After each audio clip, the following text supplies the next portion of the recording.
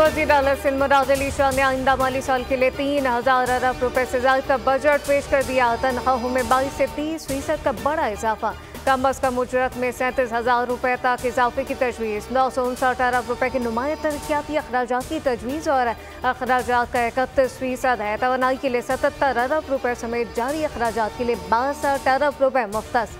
Transport के लिए 56 अरब रुपए मुख्तस किए गए। कराची को पानी फराहमी के लिए अब केनाल जैसी एक नई नहर की तामीर पर 5 अरब रुपए मुख्तस किए गए।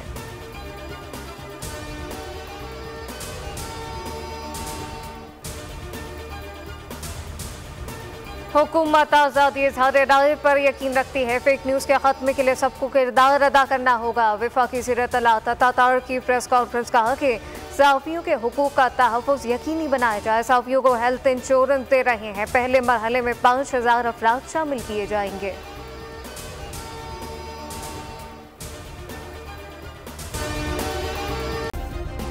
सब्सक्राइब करें और बेल दबाएं ताकि कोई खबर रह न जाए।